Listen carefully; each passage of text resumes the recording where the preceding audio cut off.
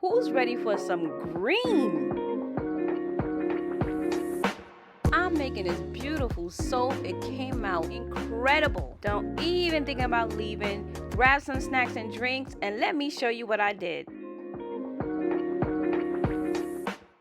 Hello and good day. I am Natacia and you got off on the right stop on the train, guys. Welcome to Natacia Sudz and Scents. In today's video, we went green crazy. We just got punched in the face with some greens and yellows, and we're making this beautiful soap using the Secret Swirls technique. If you haven't seen my previous video on this technique, you're missing out. You're missing out. You gotta watch that one too. At any rate, you guys, trace of your batter has to be a thin trace because you want your colors to sink into the base. Right now, I'm pouring my base. It's a whitish base, and I'm going to begin to pour my colors down the middle of the mold. You want to try to pour the same amount of soap each time to try to get a kind of a consistent design.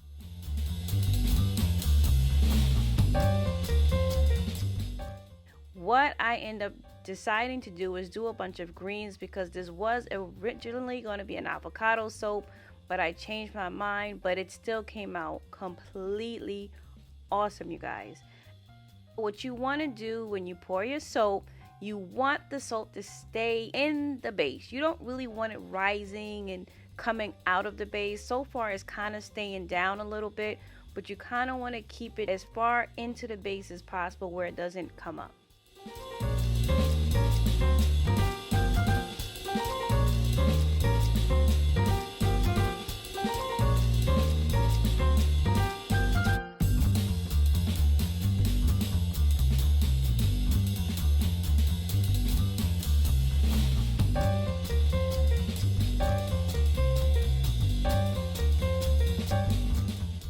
Now I know some of you are like, excuse me, you have a whole section painted on both sides of your mold. Hello. Yes, I know, guys. So I was experimenting on how to actually try to create a border for the soap. So I've done borders for my soap before where I actually did the soap ahead of time and I place it inside the mold and then put the soap in. But this time I wanted to take some soap and I don't know what way to say it. I wanted to paint it on the side or spackle it on the side.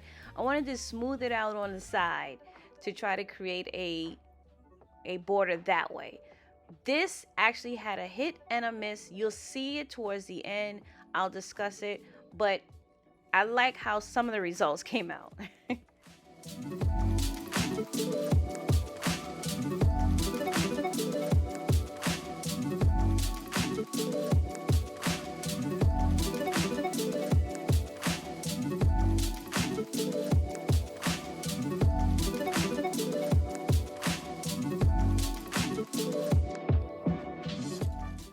As you continue to pour your colors down the center of your mold, you'll begin to see that the batter rises close to the top. That's probably where you want to start to finish off with pouring your colors down the middle. And then the next step is to take your gear tie or your rod and you push the soap down the middle where you just poured your colors. That's important because that's going to actually create like the feather effect in your soap.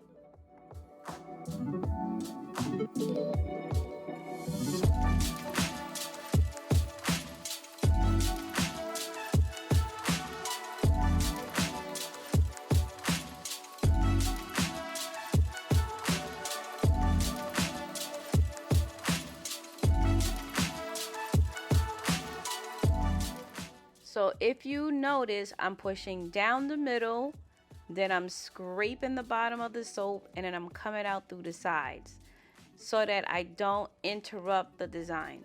And now I'm actually just going to finish off the soap and just do a beautiful decorative top to finish off this bar.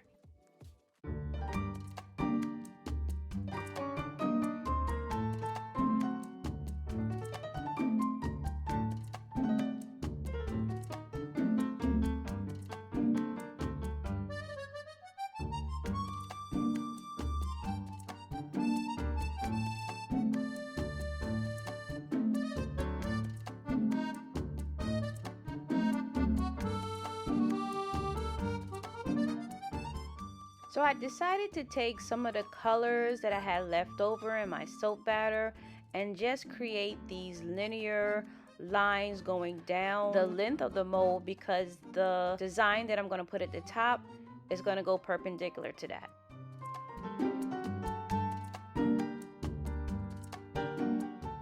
I'm taking a glass rod and I'm just going up and down. This is partially how you start the Taiwan swirl, but I don't actually do the Taiwan swirl in this case.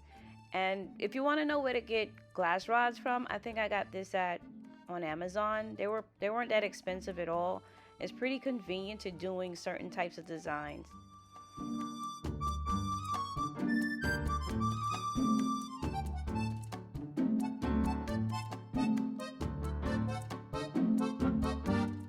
You guys see how disrespectful the white soap was being? Oh my goodness, but look at the transformation in this design. It was looking wonky before. Look at that.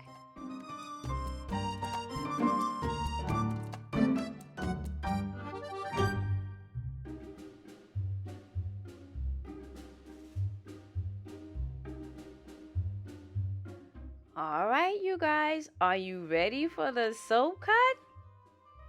All right, now hold on to your BokChoy. Boom. Now this is an end piece, you guys. It came out nice, but this is an end piece. And I have some unblended mica. I said unblended mica, but I think that was a part of the soap that fell in from the sides. But look at these greens. Look at it. If that don't look like BokChoy. Do y'all know what BokChoy is, by the way? Because, yeah. It looks like BokChoy when you cut it. Yes, indeed. If you don't know what BokChoy is, buy it, put it in your soup, saute it. It's delicious. But this looks incredible. I love the greens. I love how the yellow plays on the green. If you notice, when I was pouring the soap, I did a green and then I did a yellow, and then I did a lighter green and then I did a yellow, and then I did a darker green and then I did a yellow. Alternating the colors between the whites help to separate the design so that you can see it. Incredible. Beautiful. We're not even going to talk about these tops. They look fluid. They look intricate. They complement the design in the middle of the soap. They complement the border on the sides of the soap. I'm really happy with how this came out. And mind you guys, I do not like the color green.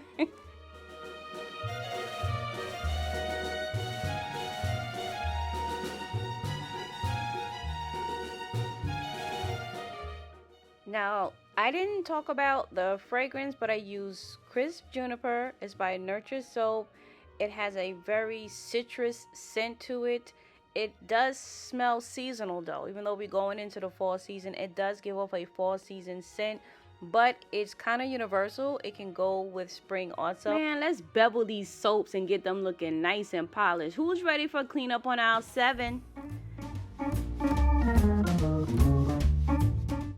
Clean up on aisle 7, please. I said clean up on aisle 7. Please hurry. This has to be one of my favorite parts of soap making. It's actually cleaning up your soap and making it look nice and polished. So I'm using the same beveler that I used before, but before I do that, I actually want to scrape the top layer off.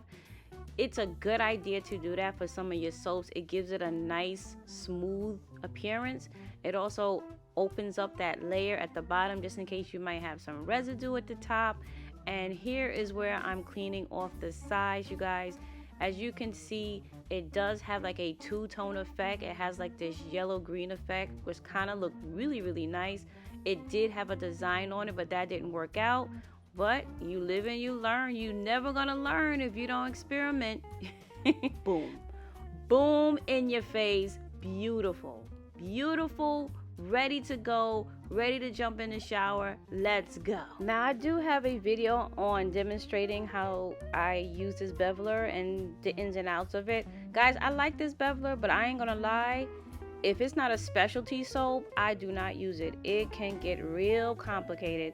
But look at that. Look how the yellow just frames the soap. It frames the design. Look how the tops just go into the design.